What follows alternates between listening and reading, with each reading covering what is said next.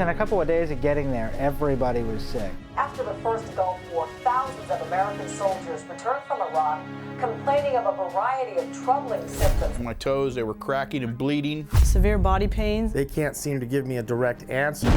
Some of these illnesses may be the result of exposure to chemical and biological agents in that region.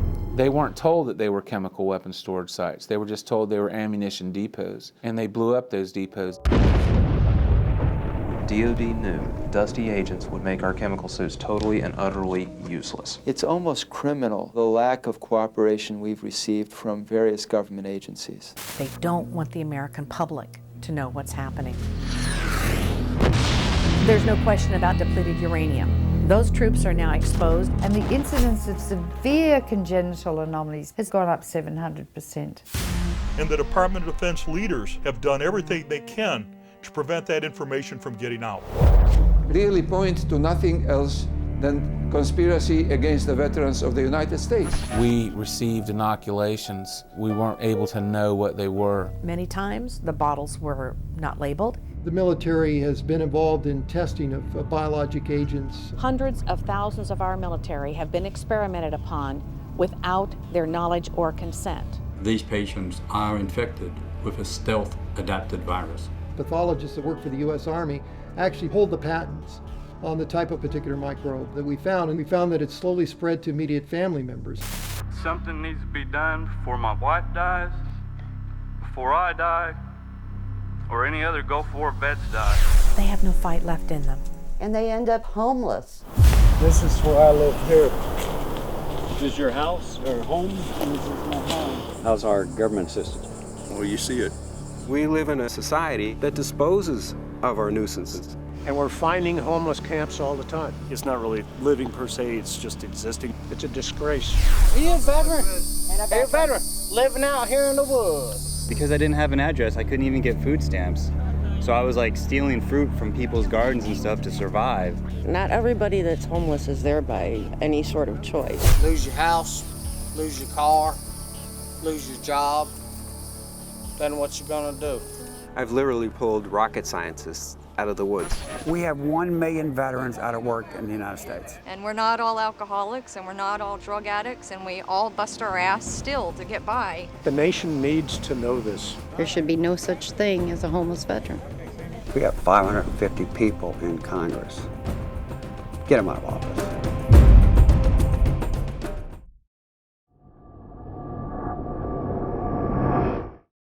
The world will note that the first atomic bomb was dropped on Hiroshima, a military base. We won the race of discovery against the Germans. We have used it in order to shorten the agony of war, in order to save the lives of thousands and thousands of young Americans.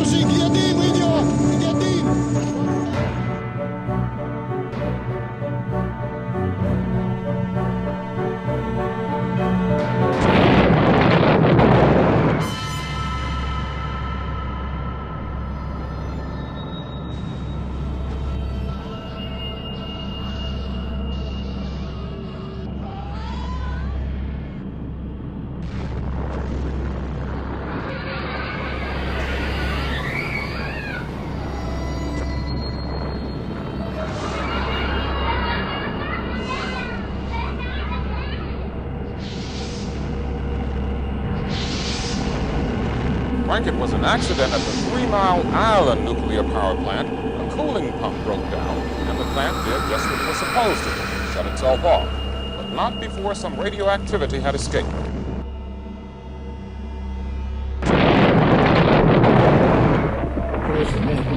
宮古市にこれは津波が押し寄せた瞬間の映像ということで、これ見ると本当なんですけど黒いんですよね。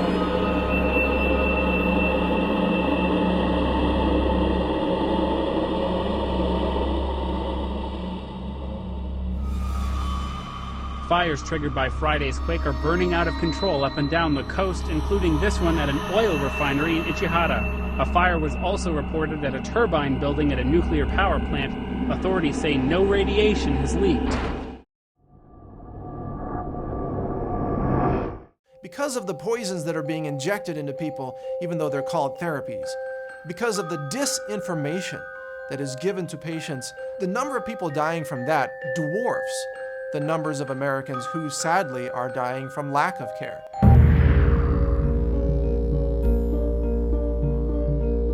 Drugs that have been said to be too unsafe to approve by the FDA's own medical reviewers have been approved over their objections and entered into the market, causing the very harms they predicted.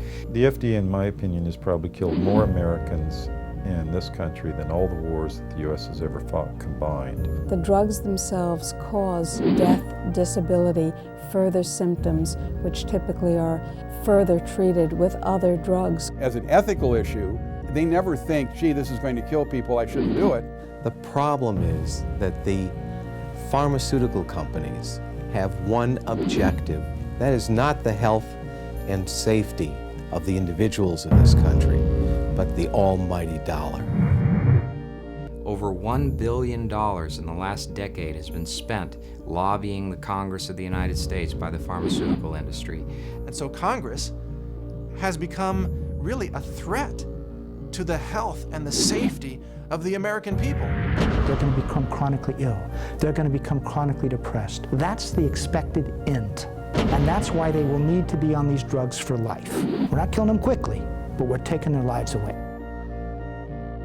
Even when life is threatened, even when there are avoidable risks of cancer, what kind of Alice in Wonderland situation are we in?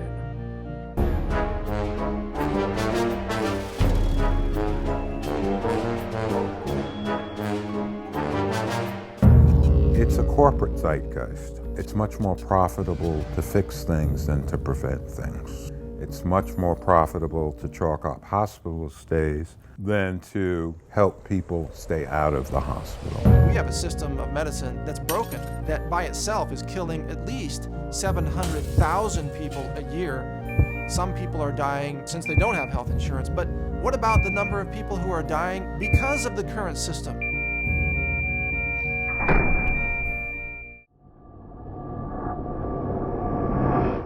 We have the FDA, the IRS, the EPA, FEMA, and many others functioning autonomously and unchecked with the full force of the federal government. It's a government of, by, and for the bureaucrat. It really is a government that's out of control and that threatens our liberties every day.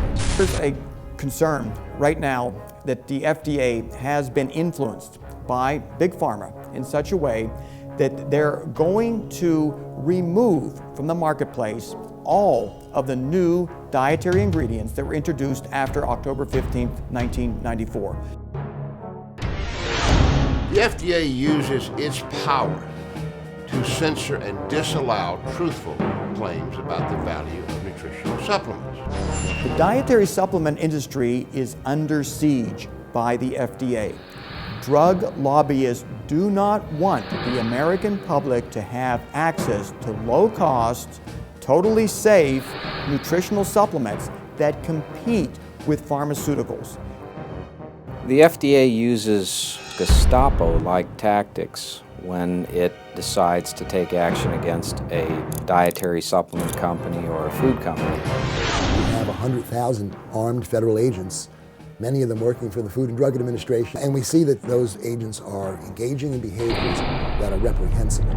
They started walking around, they drew their guns, and I'm like, why are you drawing guns? Are we going to be forced to consume GMOs and chemically laced food and milk with recombinant bovine growth hormone? Are we going to have to eat animals with antibiotics? And the answer is you already are. process is broken and in bad need of repair, and the American public is at risk. The FDA is truly a rogue agency being run by rogues from industry, government, academia. FDA receives 40% of their budget from drug companies. They're hired guns, and they're out there serving the best interests of the company. They do not represent the American public.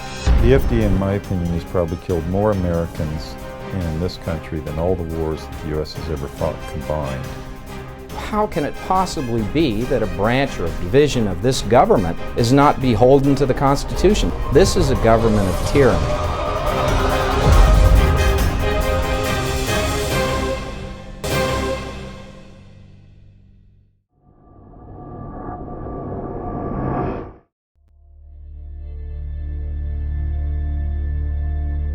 Genetic engineering is a process where scientists take genes from one species and force it into the DNA of other species.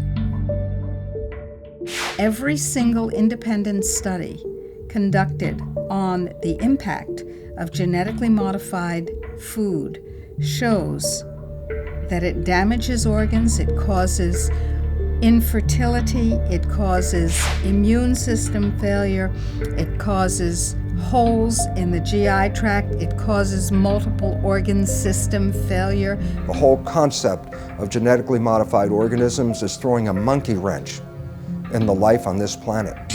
What if we could produce more yield on the same amount of land, squeeze more water from a single raindrop, conserve natural resources while caring for the environment? Monsanto is the company that told us that PCBs were safe.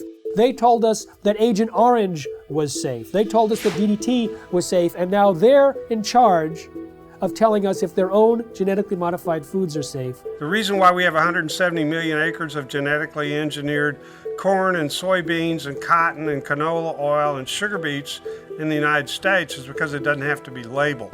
The first genetically modified animal, a salmon, may soon be approved for human consumption. Both these fish are 18 months old, but the larger genetically engineered Aqua Advantage salmon grows twice as fast as the regular salmon. There has not been sufficient animal health testing, human health testing, or environmental impact testing of these new transgenic fish. Basically, they've taken agriculture and built an industrial model which doesn't fit nature. So instead of changing their agricultural model to accommodate what is natural, they're changing nature to accommodate the industrial model. If you have an organic corn crop that sits next to a genetically engineered corn field, and it happens to tassel at the same time, and it happens to be downwind, you're going to get your crop contaminated. The rest of the food supply contaminated, then the genie is out of the bottle, and it's maybe physically impossible to turn the situation around. In the genetic engineering revolution, these seeds are now patented property of one corporation called Monsanto. The pharmaceutical industry has no interest in having you well because they don't make any money if you're well. And the pharmaceutical industry is the biotech industry. Some people think that GMO really means God move over. We are heading downhill at a rapid rate of speed toward our own extinction.